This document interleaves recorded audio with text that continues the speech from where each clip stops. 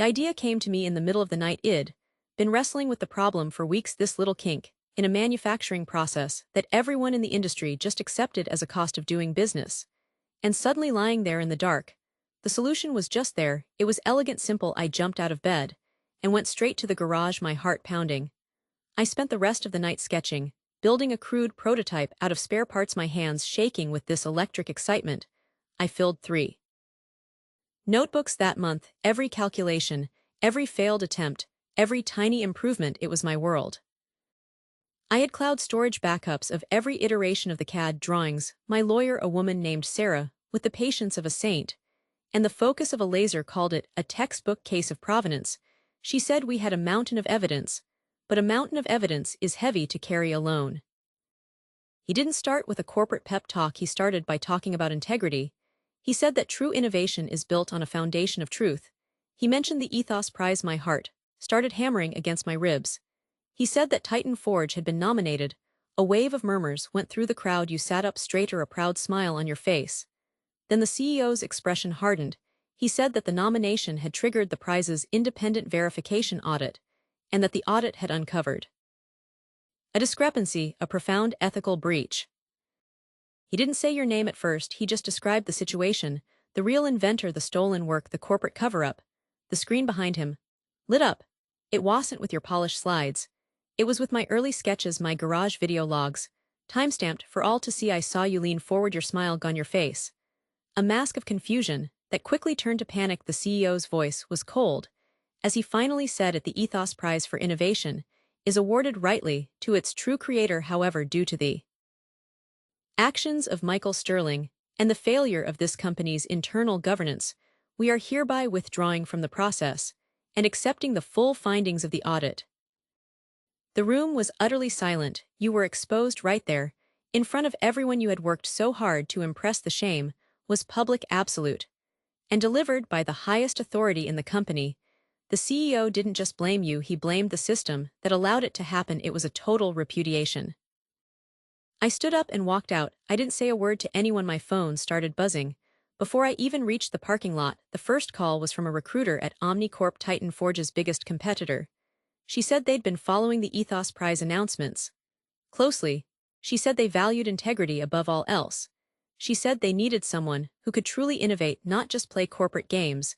The offer she made me was more than double my salary at Titan Forge, with a lead position on a green tech project. I took the job. I left Titan Forge and never looked back. You were fired, of course. The last I heard, you were struggling to find work. The industry blacklist is real for that kind of ethical violation. The betrayal was profound, a wound that I don't think will ever fully heal.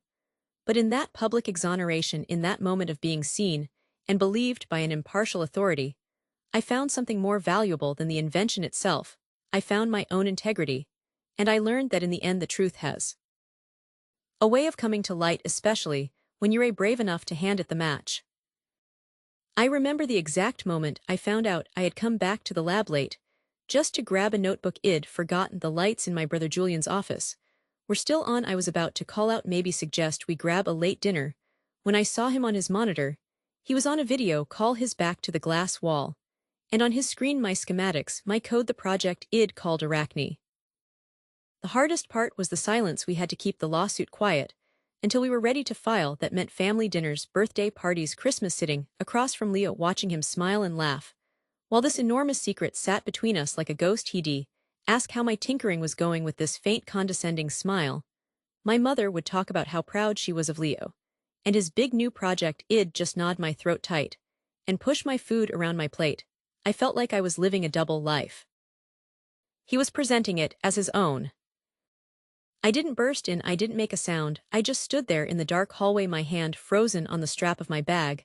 I heard his voice, so smooth, so confident, explaining the core architecture that had cost me 2 years of my life. He was talking to investors, big ones. I recognized the logo on the video call panel, and they were eating it up. The anger came first, a hot, sharp spike in my chest. It was so intense it felt like a physical blow. But it didn't last. It couldn't, because right behind the anger was something else, something colder, clearer, and far more terrifying. It was like a switch flipped in my brain.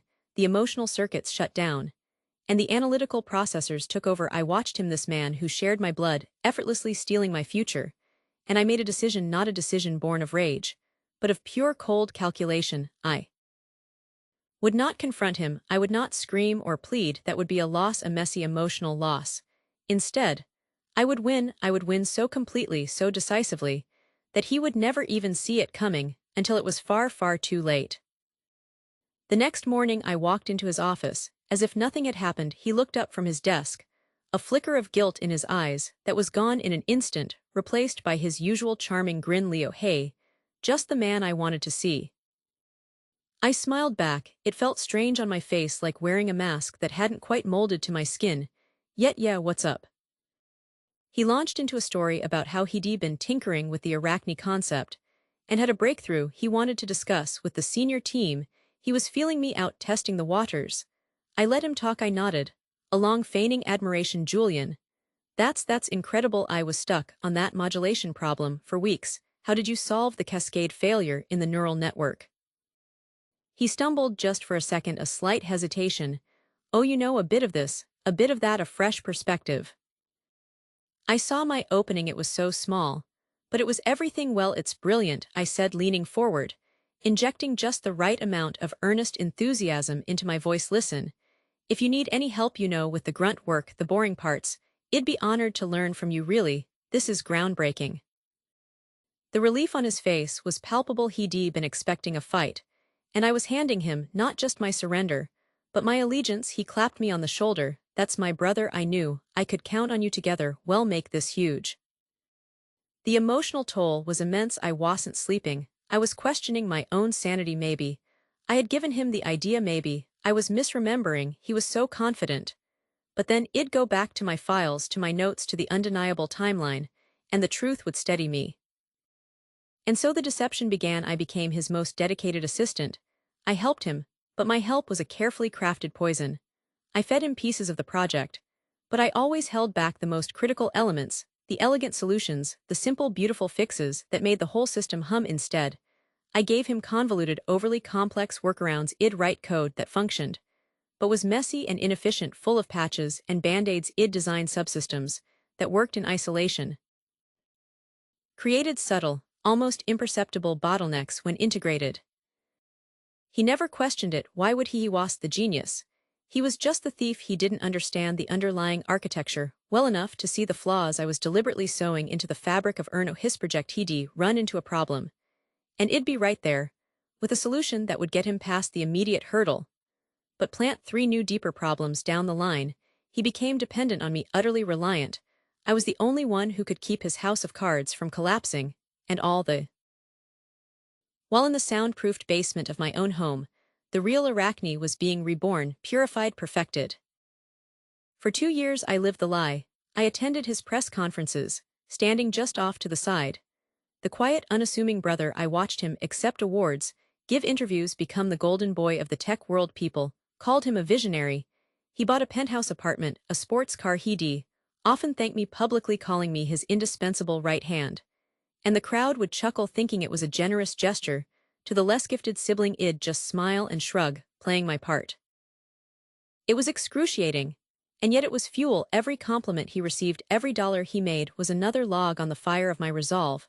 I documented everything. I had encrypted files, filled with time-stamped original schematics, drafts of my research papers, dated years before his breakthrough, and recordings of our conversations, where he'd clumsily asked me to explain the very technology he was claiming to have invented. I even had logs of every flawed piece of code I'd written for him, with notes explaining the subtle errors I'd embedded like microscopic time bombs, waiting for a signal.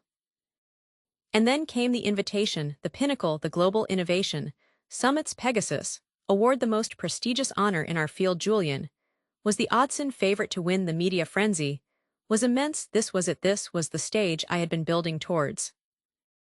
The night of the ceremony, I dressed carefully, a simple, well-tailored suit, nothing flashy. I arrived early and took my seat in the front row. Julian was backstage, being prepped for what he thought would be his greatest triumph. The hall was filled with the most powerful people in technology, science, and finance. The lights were brilliant, the air buzzing with anticipation. I saw him peek through the curtain, his eyes scanned the crowd, and found me. He gave me a nervous, excited thumbs up. I simply smiled back, a small, calm smile. No thumbs up. No gesture of encouragement. Just the smile. For a second his grin faltered. He saw something in my expression, something he hadn't seen in 2 years. Not subservience, not brotherly support. Just a quiet, unnerving certainty. He disappeared behind the curtain again, and I knew he was feeling a chill he couldn't explain. The lawsuit was filed. The shockwaves were immediate within the family. Leo was furious. He called it a jealous attack, an attempt to steal his success. He tried to turn my parents against me. He said I was unstable, that I'd never had an original idea in my life. It was brutal. But we had the evidence, and the legal process, for all its slowness, was methodical. It didn't care about charisma, it cared about facts.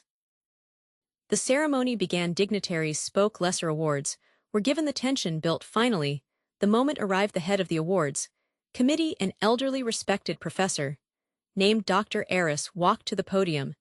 And now for the Pegasus Award, honoring a breakthrough that redefines the boundaries of intelligent systems. They played a short video, extolling the virtues of Julian's project. Chimerath name, he'd given to my stolen arachne. The video showed all its revolutionary features. I watched it with a detached interest. Then Dr. Eris cleared his throat. The music swelled, ready for the announcement. But he didn't announce a winner. Instead, his face grew serious. The committee was prepared to honor the Chimera project. However, in the course of our final due diligence, we received an anonymous submission, a comprehensive dossier. The crowd stirred. A murmur rippled through the hall. I kept my eyes fixed on the podium. This dossier, Dr. Eris continued, his voice echoing in the suddenly quiet room, contained incontrovertible evidence of original research dated years prior to the Chimera project's inception, evidence of intellectual theft on a massive scale. It also contained technical analysis, demonstrating critical, deliberate flaws in the public-facing version of Chimera, flaws designed to cripple its long-term functionality. The screen behind him lit up. It showed side-by-side comparisons, my clean, elegant, original schematics, next to Julian's messy patchito, their copies. It showed snippets of my diaristal research notes. It showed dates, so many dates, all predating his breakthrough. I could feel the audience's shock. I could feel the energy in the room shift from celebration to scandal. Out of the corner of my eye, I saw Julian being led out from backstage. His face was a mask of horror and confusion. He looked at me. Our eyes met. I didn't look away. I held his gaze, my expression unchanged. The calm smile was gone, replaced by a look of simple, utter clarity. This is the truth. This is what you did. Dr. Eris spoke again, his voice firm. The Pegasus Award is given not only for achievement, but for integrity. It cannot be built on a foundation of deception. Therefore, the award this year is presented not for the Chimera project, but for the real work upon which it was built. The award goes to the true creator of this technology. The award goes to the Arachne project. The award goes to Leopold Vance. There was a moment of stunned silence, then a wave of applause, hesitant at first, then building. All eyes turned to me. I didn't jump for joy. I didn't rush to the stage. I stood up slowly, calmly. I smoothed my suit jacket. I walked the short distance to the steps and ascended to the podium. I passed Julian, who was being held up by a security guard, his body trembling. I didn't even glance at him. Dr. Eris handed me the heavy crystal award. He shook my hand, his eyes full of a sad understanding. I turned to the microphone. The audience was quiet, waiting for my speech, waiting for my triumph, my vindication. I looked out at the sea of faces. I saw the cameras flashing.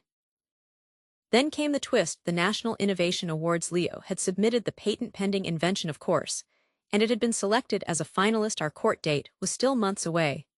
But the awards ceremony was now. Sarah, my lawyer, saw an opportunity. She managed to get an emergency injunction, a legal order preventing the award from being presented until the ownership was settled. The awards committee was notified of the ongoing litigation, but they decided to proceed with the ceremony. The winner. I simply stood there. I didn't say a word. I let the silence stretch heavy and profound. I let them all absorb the magnitude of what had just happened. Then I did the only thing I needed to do. I looked directly at Julian, at my brother, whose life and career were evaporating before him in the most public way imaginable. And I smiled. It wasn't a smile of gloating. It wasn't a smile of hatred. It was colder than that. It was the smile of an architect looking at a finished building. It was the smile Mathematician looking at a proven equation. It was a smile that said, I told you. I would help you succeed, I just didn't specify what kind of success it would be. I turned nodded once to the audience and walked off the stage. The message was sent: true intelligence isn't just about creating something beautiful, it's about understanding the systems around you, it's about patience, it's about knowing that the most powerful revenge is not a shout of anger, but a quiet, perfect, and absolute reclamation of what is yours. The workshop was our sanctuary, our whole lives really. I can still smell the sawdust and solder, that particular scent of creativity. We built our first go-kart together when I was 10, and he was 12. It was a rickety thing, but it felt like a spaceship. We painted a big wobbly number 7 on the side. Because it was our lucky number, we had this dream, you see, this shared vision, that one day we'd have our own company, we'd call it Seven Brothers Innovations, even though it was just the two of us. It was our thing, our secret language. That invention, the one at the center of all this, it started there in that garage. We were trying to solve a problem our mom had with her arthritis, making it hard for her to grip her favorite gardening shears. The initial sketches were on a pizza box. We'd stay up late batting ideas back and forth. It was supposed to be our masterpiece, the one that would finally get us noticed. But then things shifted. I got obsessed with the mechanics, the fine details. He was always more about the big picture, the marketing angle. I didn't notice him pulling away. I just thought we were in our respective zones. Looking back, the signs were there. He'd get quiet when I'd excitedly explain a breakthrough. He'd make little comments about how I was the brains of the operation. But he said it in a way that felt heavy, not like a compliment. It was a feeling of inadequacy that had been growing in him for years. I think he'd always been the charismatic one, the one who could talk us out of trouble or into an opportunity. But with this, the raw ingenuity of it, I think he felt like he was just the mouthpiece, and that I was the real engine. My rage when I found out he'd filed the patent in his name, only it was a white-hot thing. But it was immediately tempered by this deep, aching confusion. This was my brother, the same brother who'd shared a bedroom with me, who'd stood up for me in school. How could the same person do this? For weeks I was paralyzed. Do I expose him? Do I go public and shatter not just his reputation, but our entire family? Mom and Dad would be devastated. They'd always been so proud of us, of our partnership. Or do I just let it go, swallow the bitterness, let him have this win, and protect the fragile peace? But every family dinner felt like a lie. Every time someone congratulated him, I felt like I was going to be sick. I realized I couldn't live with the silence. It wasn't about would be announced, but the injunction meant Leo couldn't actually accept the award or the prize money if he won. It set the stage for a public showdown. Revenge? Not really. It was about the truth. The foundation of our relationship had a crack in it, and if we didn't fix it, the whole thing would eventually collapse. So I did something I never thought I'd do. I gathered all my evidence of early sketches, my lab notes, with dates, even timestamped digital files. I wrote a letter to the awards committee. I didn't ask them to disqualify him. I just told them the true story. I explained that the invention was a collaborative effort that had been wrongfully claimed by one party. I said that I was submitting this not to claim the award for myself, but because the award, if it was to mean anything, should honor the truth. I really hoped that the public nature of the ceremony would force a conversation that our private whispers in the garage could not. It was a huge gamble. I was risking our relationship forever. The anxiety in the days leading up to it was unbearable. I couldn't eat. I couldn't sleep. I was constantly rehearsing what might happen, every possible scenario. The night of the ceremony was surreal. The ballroom was all chandeliers and polished floors. He was up at the head table, beaming, looking so confident in his tuxedo. I was sitting at a small table near the back, my hands clenched so tight. My nails were leaving marks in my palms. When they got to the category for innovative design, my heart just stopped. The announcer opened the envelope, and the silence felt thicker than anything I'd ever experienced. He said my brother's name. There was a burst of applause. My brother stood up, smiling, and started walking toward the stage, and I felt my entire world shrink. I had failed. The committee had ignored my letter. This was it. He was going to take it. But then the announcer spoke again. Over the applause, wait a moment, he said, there's been a clarification from the committee regarding this submission. The applause died down. People looked confused. My brother had reached the podium, his smile frozen in place. The announcer looked down at a new note card. After a review of the submission materials, he continued, his voice serious. The committee has determined that the credit for the core innovation of this project belongs to another individual. The award for innovative design is hereby presented to, and then he said my name. The silence in that room was absolute. You could hear a pin drop. All eyes swiveled from the stage to me sitting in the back. I felt 100 stares burning into me. I forced myself to stand up. My legs felt like jelly as I walked the long aisle to the stage. I looked at my brother. I expected to see pure fury. I was ready for it. But what I saw, it wasn't just anger, it was a profound, immediate shame. His shoulders slumped, the confident smile was gone, replaced by a pale, stunned expression. He couldn't even look at the audience. He just stared at me. And in that look, I saw everything. I saw the little boy from the garage. I saw the years of unspoken competition. I saw the guilt. We stood there together at the microphone under the bright lights. The audience was still silent, waiting. He looked like he wanted the stage to swallow him whole. I took the microphone. My hand was shaking. I looked out at the sea of faces. But then I turned and looked directly at him. "Thank you," I said, my voice surprisingly steady. "This award, it represents a long journey. It started a long time ago in a garage with two brothers. And a big dream. This invention was born from that shared space. The path to tonight has." Walking into that hotel ballroom was one of the most surreal experiences of my life. It was all chandeliers and champagne flutes. Everyone was dressed in tuxedos and evening gowns. And there was Leo holding court near the stage, smiling, shaking hands. He looked like he'd already won. He saw me, and his smile tightened, for just a second, then widened into something mocking. He came over. "I am sorry it had to come to this," he said, his voice low. "You could have shared in the success. Now y'all just be remembered as the been complicated, but the idea itself, the heart of it, was always a collaboration. It was built on a foundation of late nights and shared passion." I wasn't condemning him. I was acknowledging our history, the good and the bad. I was refusing to let our story be just about theft. It had to be about us. The reception after was a blur of awkward congratulations. We didn't speak. We just moved through the crowd like ghosts orbiting each other. Finally, he grabbed my arm. "We need to talk," he said, his voice low. Outside, we found a quiet bench in a courtyard away from the noise. The tension was so thick you could cut it. He didn't yell. He just sat down, put his head in his hands, and let out a long, shaky breath. "I am so sorry," he said. It wasn't a defensive apology. It was raw. "I saw how brilliant it was," he whispered. "I saw you solving problems I couldn't even understand. And I got scared. I felt like I was becoming irrelevant, the guy who just talks a good game. I thought, if I could just have this one thing, this success, I could prove I was your equal." He told me about the pressure he felt living in my shadow, the shadow of the genius younger brother. He said he'd felt that way for years, but was too proud, too afraid to ever say it. He was terrified of being left behind. The theft wasn't an act of malice. It was an act of desperation. Hearing that it didn't excuse what he did, not at all. But it explained it. It gave the betrayal a context that made it somehow human. And in that moment, I saw my own failure. I had been so wrapped up in the work that I never stopped to see that my brother was drowning. I told him I was sorry, too sorry for not seeing his struggle, sorry for letting our dream become a competition. We talked for hours right there on that cold bench. We cried. It was messy and painful. And real. We decided that night that we would try to rebuild, not just go back to the way things were, because that was clearly broken. We would build something new with a new rule: absolute honesty.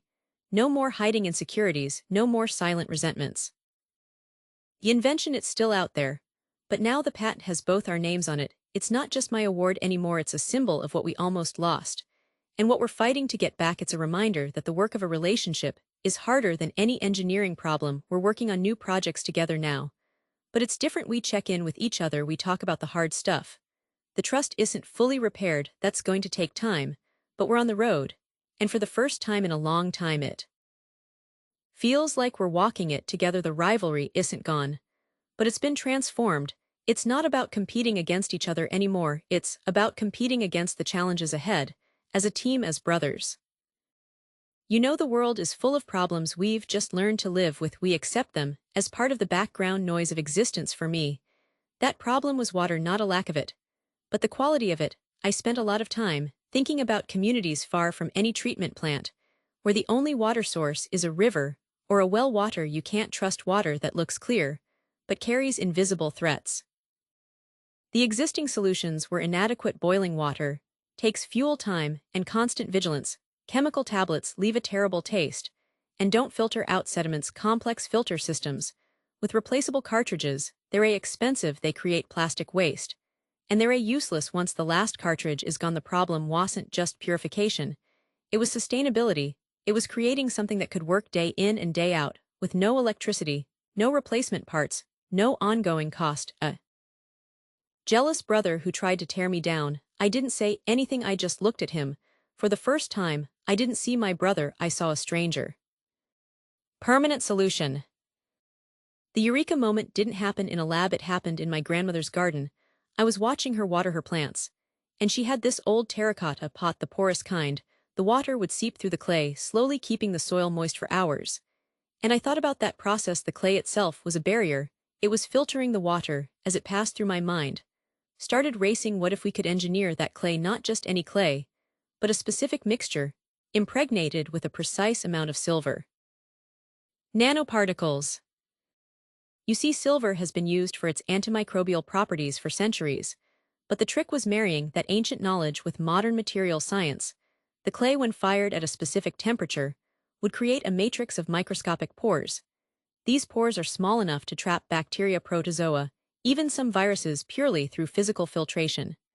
But then you add the silver ions disrupt the cellular processes of any microorganism that touches the surface, providing a second chemical layer of defense. It's a 1-2 punch. The brilliance is in the simplicity. There are no moving parts, no membranes to clog and replace the unit itself.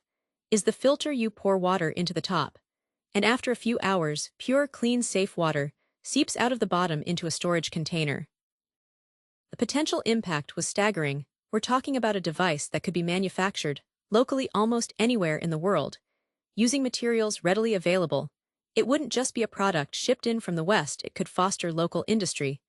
A family could own one of these filters, and it would serve them for a decade or more with minimal maintenance. The reduction in waterborne diseases would be immediate. The time saved from not having to gather firewood to boil water, especially for women and children, would be transformational.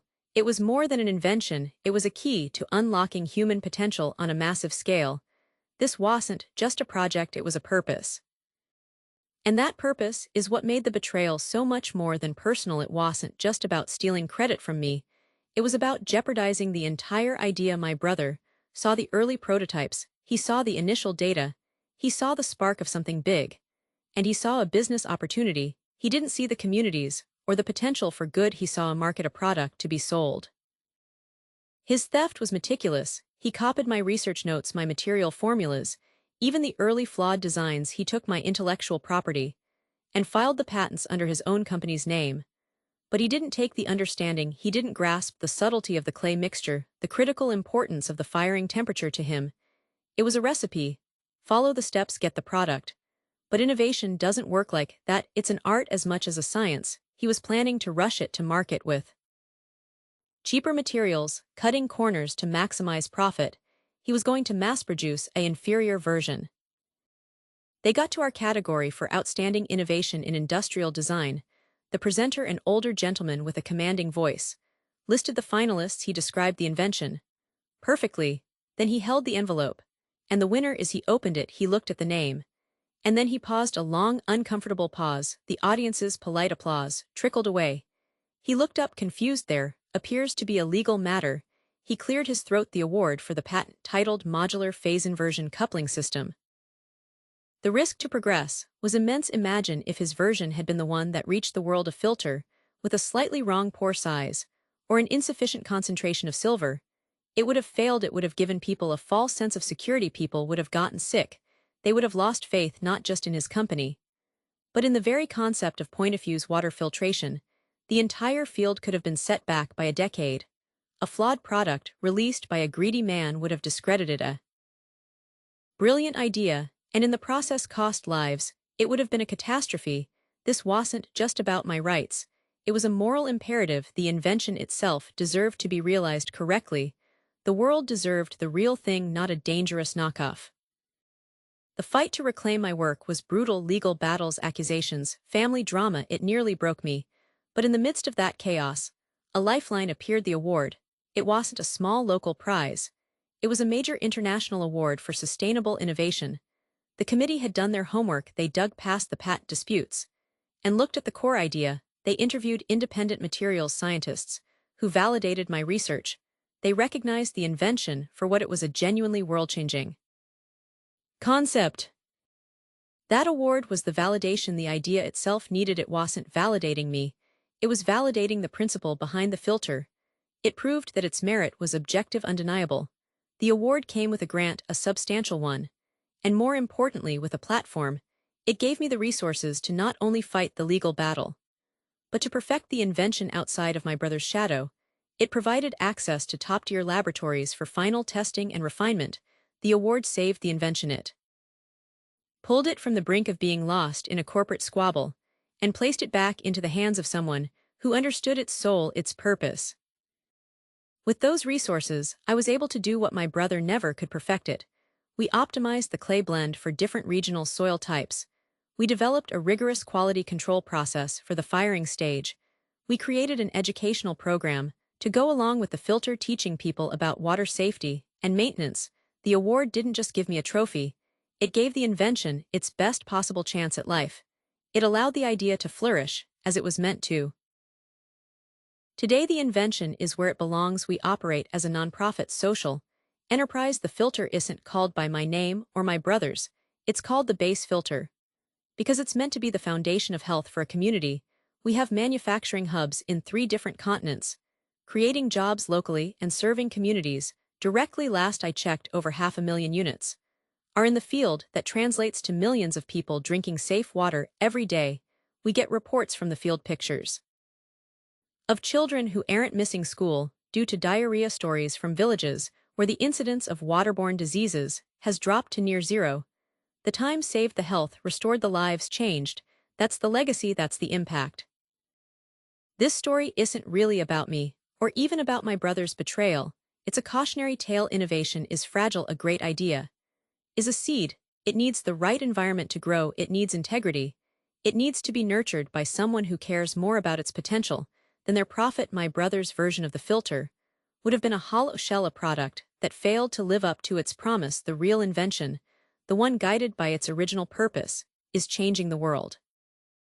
Cannot be presented to the listed inventor Leo Miller due to a court injunction. So the next time you hear about a new invention, look past the hype. Ask who is behind it. Ask what their motivation is. Support the innovators who are in it for the right reasons. Protect the ideas that have the power to make a genuine difference, because an idea is a powerful thing. But it's only as good as the hands that hold it. This invention nearly slipped into the wrong hands. Its potential was almost wasted. We were lucky the idea itself was strong enough to survive.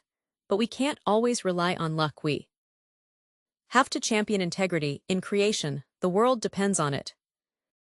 You remember the headlines, don't you? Local innovators, miracle device saves thousands. Visionary brother awarded prestigious Atlas Prize. The news channels played the same clip on a loop, the confetti falling, the triumphant music, him holding that heavy crystalline award above his head. A perfect, brilliant smile. For the cameras, his name was Robert Vance, and everyone knew his story, but they didn't know the truth, and the truth is a completely different story. The public image was flawless. Robert, the charismatic, handsome face of Vance Innovations. He was a natural in front of a microphone, a master at distilling complex ideas into soundbites that inspired investors and the public alike. He was the star. And then there was his brother Arthur. Arthur Vance was the quiet one, always in the background of the company.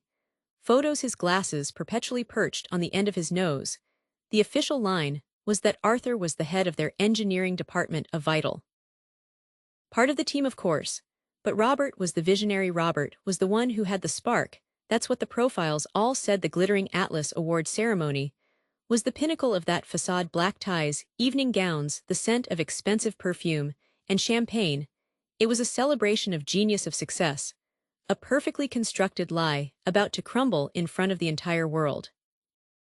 But behind that glittering curtain, the evidence was mounting. My investigation didn't start with a suspicion, it started with a footnote, a small technical paper Arthur had published years before Vance Innovations was even a concept. The math in it was primitive, but the core principle, it was identical. That was the first thread. And when you pull one thread, the whole tapestry begins to unravel. I tracked down the evidence piece by piece. The most damning item was Arthur's personal notebook. He was old-fashioned, kept meticulous handwritten logs. I can show you the pages, the initial concept sketch. Dated almost 5 years. Before the patent was filed, the equations, the circuit diagrams, all there in faded blue ink. Next to it, I placed the official patent application. The drawings were slicker, rendered by a professional draftsman, but the architecture was identical, word for word, line for line. It was Arthur's intellectual child. The patent, however, was filed solely in Robert's name. Then I spoke to the people who were there, the company's first lawyer, a sharp woman named Eleanor Shaw, who agreed to speak anonymously. She explained the legal nuances with a chilling clarity. I was concerned from the beginning, she said. Arthur was always in the lab. Robert handled all the business meetings. When the patent documents were prepared, Robert insisted it was simpler, cleaner for the primary investor relations to have it under his name. He called it a formality. He assured everyone, including Arthur, that the company's internal records would reflect the true ownership. But of course, those internal records never carry the same legal weight as a government patent. It was a strategic erosion of credit done with a smile. And the first person I told was Leo, my brother. We'd always been close. Or at least I thought we were. He was the charismatic one, the one who could sell anything. I was the quiet one, the builder. It felt like a perfect partnership. I showed him the notebooks, the prototype. His eyes lit up. He called it brilliant. He said, "We're going to change everything." And I believed him for a while. It was we'd brainstorm. He'd give me suggestions on the design, most of them not very practical, but I welcomed. A wave of murmurs swept through the room. Leo's face was frozen in a stiff smile. He half stood, as if to approach the stage. The presenter looked down at a note someone had hurriedly handed him. His eyes scanned it. Then he looked back at the crowd. "However," he said, his voice now clear and firm, "the court documents submitted to this committee clearly indicate that the true inventor, the originator of the concept and design, is another individual. Therefore, by the power vested in this committee, and in the interest of upholding the narrative of theft, wasn't built on a single event. It was built on 100 small betrayals." The investor meetings, from which Arthur was spared to focus on his work, the technical briefs Robert presented as his own findings, the slow, systematic separation of the invention from its inventor. The proof became undeniable. We had the timeline, we had the documents, we had the testimony. All that was left was the revelation. The Atlas Award ceremony was the setting for the final act. The ballroom was buzzing with anticipation. Robert Vance was the favorite, the man of the hour. Cameras flashed as he took his seat at the head table, beaming, shaking hands. Arthur was there too, tucked away at a corner table, with the junior staff, looking uncomfortable in his tuxedo. He was a ghost at his own brother's feast. The master of ceremonies reached the pinnacle of the evening, and now for the Atlas Prize for Innovation. The room fell into a respectful hush. This year's award goes to a man whose brilliant work on the photon resonance filter has changed the landscape of medical imaging. Robert Vance. The applause was thunderous. Robert stood, smoothing his lapels, and began the walk to the podium, a picture of perfect victory. But he never reached it. The presenter continued, his voice cutting through the applause. "However," he said, and that single word sucked the air out of the room, "the board of the Atlas Foundation has recently been made aware of new information that compels us to re-examine the provenance of this world-changing invention." You could hear a pin drop. The camera feeds, which had been fixed on Robert's confident stride, now swiveled, catching the confusion on the faces of the audience. The whispers started a low, worried hum on the giant screens flanking the stage. The celebratory images of Robert were replaced side by side. The audience saw Arthur's handwritten notebook and the official patent. The presenter's voice was calm, journalistic, as he directly quoted from our evidence. He read the dates, he highlighted the identical schematics, he summarized the lawyer's testimony about the strategic erosion of credit. The reaction played out in slow motion. Robert frozen halfway to the stage, his smile dissolving into a mask of stunned confusion. Then, shifting into a flicker of panic, his eyes darted toward his brother's table. The camera found Arthur. He wasn't looking at the screens or his brother.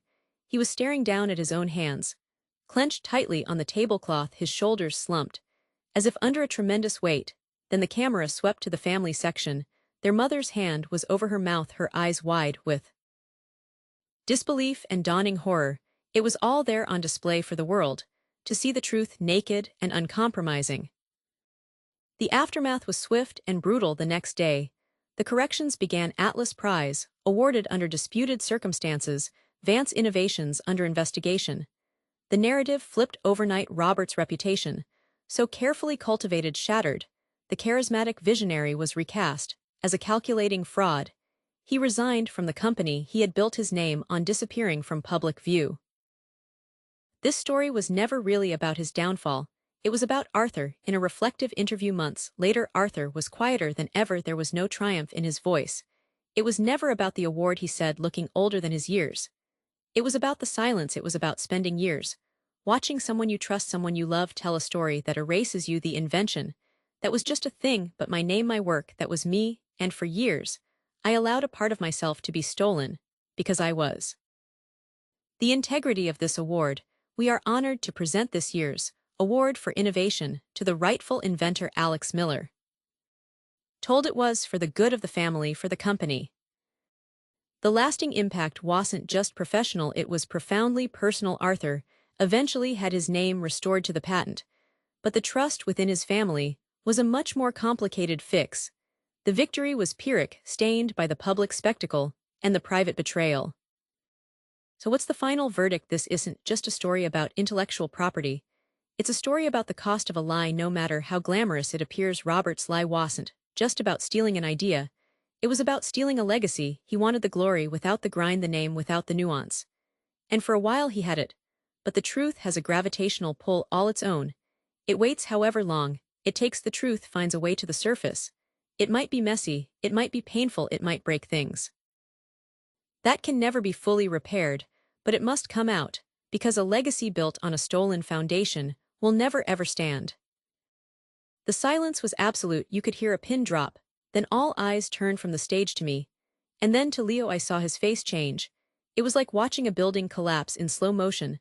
The smug confidence just dissolved, replaced by a blank shock, and then a dawning mortified horror. The blood drained from his face. He looked at me, and for a single fleeting moment, I saw the brother I knew, terrified and exposed. Then the mask of anger slammed down. He turned and practically ran from the ballroom, pushing past people as the room erupted into a chaos of confused chatter and a few scattered, hesitant claps. The vindication was immediate and public. The news articles the next day weren't about Leo's win. They were about the scandal award ceremony, appended by patent theft allegations, brother exposed as fraud at Innovation Gala. The legal fallout was swift, with his credibility shattered, and the evidence overwhelming. His lawyers advised him to settle. The patent was officially transferred into my name. I received a significant financial settlement for the attempted theft and the legal fees. It was over. But winning in court isn't the same as winning in life. The cost was my relationship with my brother, and in many ways, my family. My parents were devastated, torn between us. Some relatives believed his story to the end, claiming I had set him up. The trust was broken irreparably. I learned a brutal lesson about the importance of documentation. That mountain of evidence was what saved me. My notebooks, my dated files, my emails, they were my witnesses. They were the silent, unwavering truth that his charm couldn't corrupt.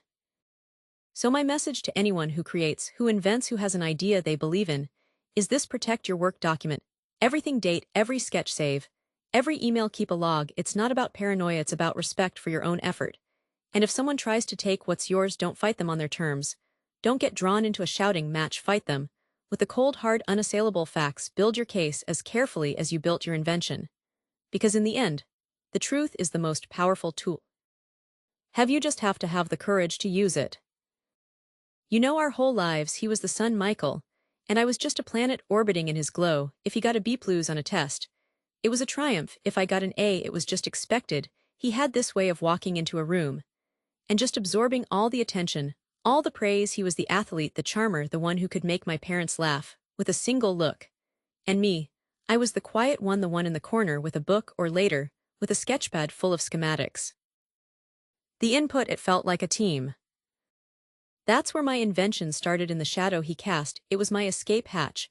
While he was out winning trophies, I was in the garage, surrounded by spare parts and soldering irons. It was the one place where I wasn't in competition with him, because it was a world he didn't understand and didn't care about. It was mine. The first time I showed him the early prototype, he just picked it up, turned it over in his hands with this blank look, and put it down. Cool, I guess. He said, "What's it for?" And that was it. That Dismissal was a shield for him. I see that now. If he didn't understand it, he could pretend it wasn't important.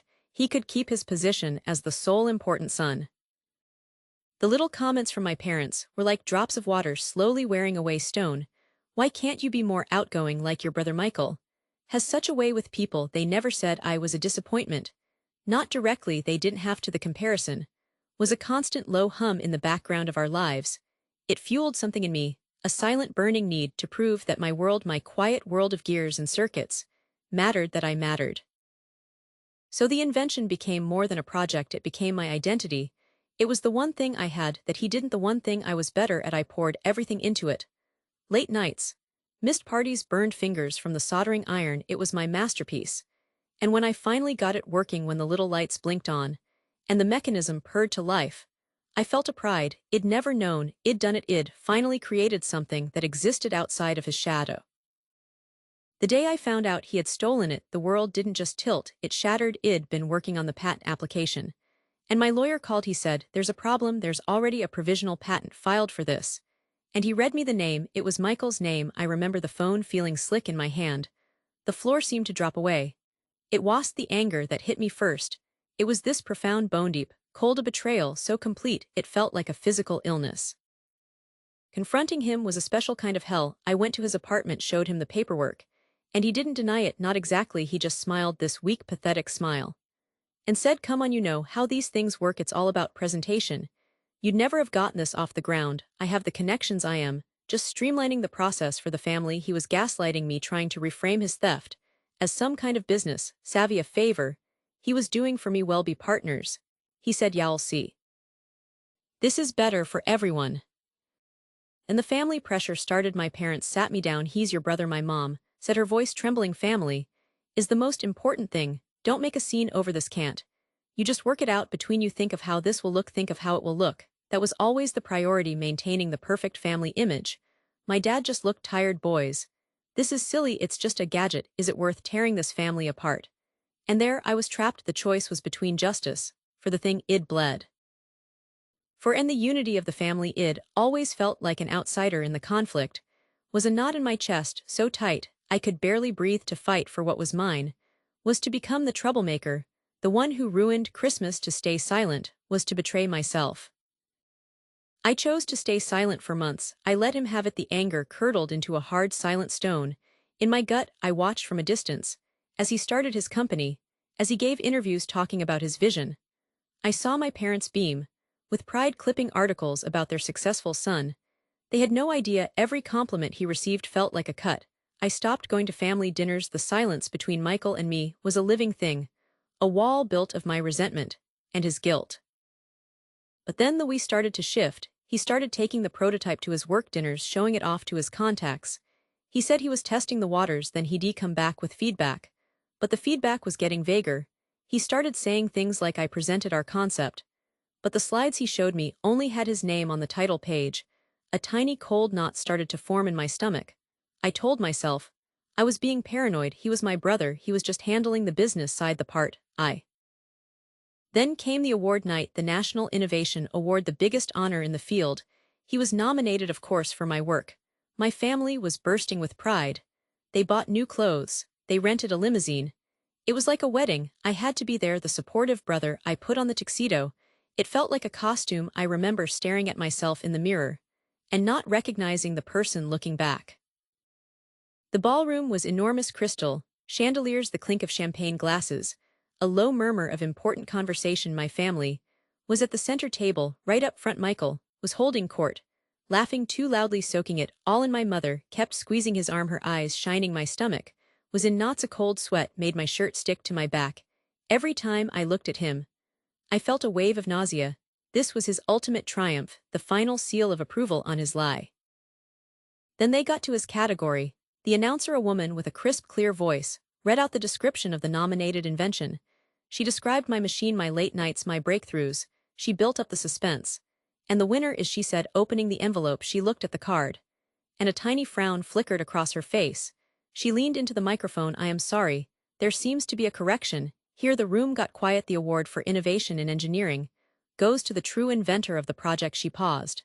And The silence was absolute. The award is presented to, and she said my name, my full name. The air left the room for a second. There was nothing, just a vacuum of sound. Then a confused, hesitant smattering of applause. I saw my brother's face. The color drained from it. So quickly, I thought he might faint. His smile was frozen, a grotesque mask. My mother's hand flew to her mouth. My father just stared bewildered, looking from me to Michael, and back again. The spotlight, which had been on the stage, swung around. It found me still sitting at the table. It was the harshest light I've ever felt. It wasn't celebratory, it was exposing. I had to walk through that silence past my family's table. I didn't look at them. I couldn't. Every step felt like a mile. The walk to that stage was the longest and most isolating journey of my life. When I took the award, my hands were shaking so badly I almost dropped it. The announcer gave me a small, knowing smile. I looked out at the sea of faces. But I only saw one table. I saw the fracture happening in real time, the illusion of our perfect family, shattered under a spotlight for everyone to see. The aftermath was a storm. There were no more family dinners for a long time. When we finally did talk, the conversations were painful, raw, and necessary. My brother, cornered and stripped of his lie, finally broke. It wasn't about the invention. Not really. It was about a lifetime of insecurity. He confessed that he felt hollow, that all his charm and athleticism felt meaningless, next to what he called my real genius. The theft was a desperate, pathetic attempt to have something substantive to finally win. Competition, he felt he was losing just by being himself. His jealousy wasn't born of hatred for me, but of a deep, festering hatred for himself. My parents were devastated. They had to confront their own role in it. All those years of unintentional favoritism, of prioritizing peace over truth. They apologized through tears. It was messy and uncomfortable, but it was real. Hated. I had to establish new boundaries. I don't see Michael often. When I do, it's on my terms. I am civil. But the trust is gone, and I've accepted that it may never return. I speak to my parents, but the relationship has changed. It's more honest now. There are no more elephants in the room. The most important thing I learned, the thing that took losing my family's myth to understand, is that my self-worth was never in that award. And it was never in their approval. It was in the garage. It was in the work. It was in me all along. I had to let the idea of that perfect, harmonious family die, so I could finally start living as my own person. The fracture was painful, but the silence on the other side, the silence I now control, is finally my own. They never understood the hum, you know the one I mean, that low, quiet hum that comes from a machine when it's working just right, not a loud, grating noise, but a smooth, steady vibration. I'd hear it in my workshop late at night, when the rest of the house was asleep. It was my soundtrack to them, to my family, to my friends. It was just a noise, a nuisance, proof that I was wasting my time. My invention, it started as a sketch on a napkin, a way to purify water, using almost no energy, just the natural pressure from a household faucet. It wasn't glamorous, it wasn't a new app, or a social media platform. It was just a simple, elegant piece of engineering, a series of chambers and filters that could change things for people who didn't have access to clean water. I'd try to explain it at the dinner table. My father would just shake his head and ask when I was going to get a real job. My mother would smile, that sad, worried smile, and my brother Mark was the worst. Mark was the golden boy, the one with the business degree, the sharp suits, the firm handshake. He was practical, grounded. He'd lean back in his chair and say, "It's a cute idea, little brother, really. But who's going to fund it? Where's the market?" He'd always call me little brother, even though I am taller than him. It was his way of putting me in my place. His help was the most condescending thing of all. He'd offer to look at my business plan, to introduce me to people, but it was never about helping me. It was about showing me how little he thought of my dream. He'd pat me on the back and say it's good to have a hobby. So I retreated. The garage became my sanctuary. It was filled with scraps of metal, spools of wire, prototypes that failed in 100 different ways. The floor was stained with oil and solder. It smelled of ozone and effort. I'd work until my eyes burned and my fingers were raw. I wasn't fueled by anger. Not then. I was fueled by the hum, by the belief that this could work, that this small, quiet thing I was building in the shadows could actually matter. Then came the day I found my notes were gone. My latest prototype, the one that finally had the hum just right, was missing from my bench. At first I thought I'd misplaced them. I tore the garage apart. And then I saw it, an email alert on my phone, a trade journal. There was my brother Mark being interviewed. He was talking about a revolutionary new water purification system. His system, he described my chambers, my filters, my exact design. He even used my name for it, the Aquacore. He taken it all. The theft was so complete, so brazen, it didn't feel like anger at first. It felt like a void, a cold, silent emptiness. This wasn't just dismissal anymore, this was erasure. He wasn't just mocking my dream, he was trying to become it. The day I found the patent application online was the day the floor dropped out from under me. I was doing a routine search, just curious about the process. And there it was, my invention, every key detail, every specification. I had painstakingly worked out, filed under a single name. His name, the inventor field, was just Leo. I read it over. And overthinking, there must be some mistake. But there wasn't. The betrayal was so complete, so coldly calculated, it didn't even feel like anger at first. It was. I remember sitting on the concrete floor of the garage, surrounded by the pieces of my work, feeling like the biggest fool on earth. I wanted to storm into his office. I wanted to scream at him in front of our parents. I wanted to expose him for the liar he was.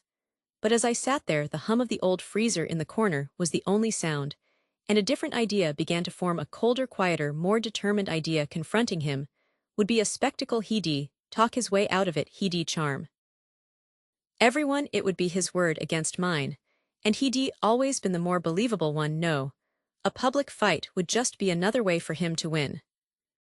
I decided I wouldn't fight him on his terms. I would outshine him. I would make his stolen version obsolete. The anger, the betrayal, it was like a new kind of fuel, a cleaner, more potent fuel. I got up off the floor and I started again.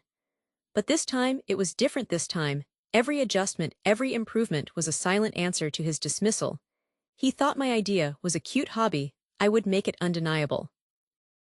I worked with a focus I'd never had before. I found a flaw in the original design, a slight loss of pressure in the third chamber. I re-engineered it entirely using a new composite material. I'd read about. I made it smaller, more efficient, more powerful. The hum became even quieter, even more steady. While Mark was out giving interviews and securing funding for his crude copy of my first draft, I was in the garage building version 2.0, the real thing, the finished product. I learned everything I could about the Global Innovation Award. It was the big one. The award Mark was so sure he was going to win. I found the submission guidelines. They required detailed schematics, performance, data, a statement of originality. I compiled it all. But I also compiled something else, a logbook, dated photographs of every prototype, emails to suppliers from over a year ago, the original napkin sketch. I packaged it not as an application, but as evidence. I submitted it all under a project name, Nexus, with my contact information. I didn't tell a soul. The submission confirmation email felt like a secret weapon. My mantra became this simple phrase I'd repeat to myself while I soldered a connection or calibrated a sensor: let the work speak for itself, not my anger, not my accusations, just the work, the pure, undeniable hum of the thing itself. The day of the ceremony arrived. I put on the one suit I owned. It felt strange. I bought a ticket and sat in the very back of the auditorium. The room was full of important people, the air thick with perfume and ambition. I saw Mark near the front. He was surrounded by his colleagues, laughing, shaking hands. He looked so confident, so sure of his place. My heart wasn't just pounding. It felt like it was trying to escape my chest. I kept my hands clasped in my lap to stop them from shaking. They got to the category Sustainable Technology. The presenter was listing the nominees. I heard Mark's company name his version of the Aquacore. He sat up a little straighter, a practiced, modest smile on his face. Then, the presenter said, "And the winner is Project Nexus." There was a murmur through the crowd. No one knew that name. Mark's smile didn't disappear, it just froze. It became a mask. The presenter continued: for a groundbreaking advancement in low-energy water purification, representing a significant leap forward from previously documented designs. That's when the screen behind him lit up, and there it was, my invention, my improved, perfected invention. The schematics were displayed for everyone to see. They were beautiful, elegant. Then they showed a photo. It was the photo I'd included for a sense of scale. A photo of the prototype sitting on my workbench in my garage, my messy, oil-stained garage. The screen cut to a live feed of the stage. The presenter was looking around. Is the creator here? We understand. The submission was anonymous. Just a hollow, silent shock. The person I trusted most had looked at my life's work and decided it was his for the taking. That was my cue. I stood up, I walked down the long aisle, I could feel hundreds of eyes on me, I heard whispers. I didn't look at the crowd. I kept my eyes on Mark. I watched as his head turned. I watched the confusion in his eyes, then the dawning recognition.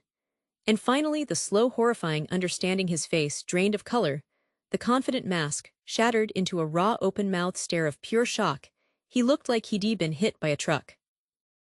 I walked up the steps onto the stage. The lights were bright and hot. The presenter handed me the award. It was heavy cold. I turned to the microphone. The room was silent. I said, "My name is Alex. I am the creator of Project Nexus. And this," I held up the award, "this is for the hum." I didn't say anything else. I didn't need to. The applause started then. It wasn't loud at first, just a few people. Then it grew. It built into this wave of sound that washed over the stage. It wasn't just applause for winning an award, it was validation. It was for every late night, every doubting comment, every moment I felt like giving up. It was the sound of the underdog finally having his say.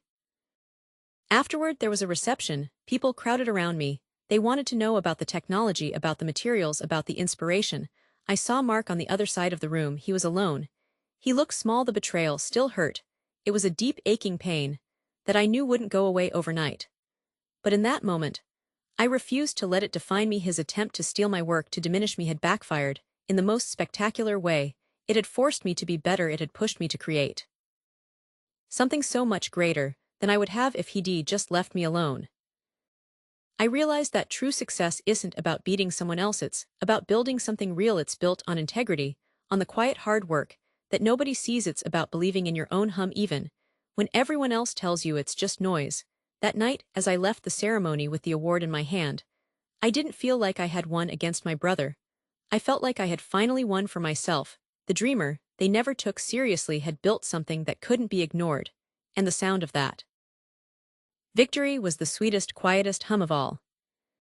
It was supposed to be the ultimate partnership. You know how it is, the classic story: me, the engineer, the one who lives in the workshop, who sees solutions in the lines of code and the schematics, and you, my brother, the manager, the one who speaks the language of the boardroom, who understands profit margins and market penetration. We were going to conquer the world together. At least that's what I believed. We worked for the same company, Titan Forge Industries. You were a rising star in business development, and I was a senior engineer in RD. The project was the Oracore filter, a revolutionary system for industrial wastewater. It wasn't just an incremental improvement, it was a paradigm shift. I remember staying up night after night, the glow of the monitor, the only light in my lab. I'd call you sometimes at 2 in the morning, my voice crackling with excitement. I'd explain a breakthrough, a new structure, the molecular sieve, and you'd listen. You'd always listen. You'd ask questions, not technical ones, but strategic ones. What's the production cost? How does this compare to the competition's 3-year roadmap? I thought you were just being thorough. I thought you were protecting my work, our work. I had a choice. Then I could confront him, scream, cause a scene, let him twist it into a family squabble, him, the smooth talker, against me, the emotional wreck. Or I could do something else. I could fight him on a field where smooth talk didn't matter, where only evidence ruled. I decided to fight not with my fists, but with my own meticulous nature. I was going to prove beyond any doubt that the idea was mine. I shared everything with you, every data set, every prototype design, every lab result. It was all under the banner of collaboration. You said we needed to document everything for the corporate patent process. You said you needed to understand the intricacies to pitch it effectively. So I gave you full access, my lab journals, my digital workspace. Everything. I saw it as trust. You were my brother. We were a team. But then slowly, the dynamic started to shift. You began scheduling the client presentations. Without me, you'd say, it's just a preliminary meeting, no need for you to waste your time on the technical details. Then, it was the internal strategy sessions with the VPs. They just want the high-level business case. You'd tell me, I'll handle it. I was buried in the work perfecting the prototype. And I was grateful. I thought you were shielding me from the corporate politics, letting me focus on what I did best. I was the creator. You were the ambassador. It felt like a perfect division of labor. The coup happened on a Tuesday. I was in the lab running a final stress test on the Oracore unit. My phone buzzed. It was a company-wide email from the CEO. The subject line was a Titan Forge breakthrough, the Sterling Initiative. Sterling, your last name. My heart just dropped. I opened the email. There, it was my invention, our invention. But the copy referred to it as a project spearheaded by our own Michael Sterling, praising your visionary leadership and business acumen. It mentioned a new dedicated team being formed to fast-track it to market. My name wasn't there. It was a ghost. I felt like a ghost. I stormed up to your office. Your assistant tried to stop me, but I just pushed past her. You were there on the phone laughing. You saw me, and your expression didn't even change. You just held up a finger 1 minute. When you hung up, you were still smiling. What's up? You said, as if nothing was wrong. I couldn't even form the words properly. I just pointed at my screen at the email. The Oracle. Michael, what is this? Your smile tightened. It's a strategic repositioning. The board felt that for maximum impact, the narrative needed to be streamlined. Having two faces on a project of this magnitude can confuse the market. Two faces. It's our project. We built this together. You leaned back in your chair. Did we look at the contribution metrics? I've been the primary interface for every executive briefing, every client demo. The project management system shows I've logged more hours on the business development side than you have on the technical side. In the last quarter, you had an answer for everything. You'd built a paper trail, a carefully constructed narrative, where you were the architect, and I was just a technician.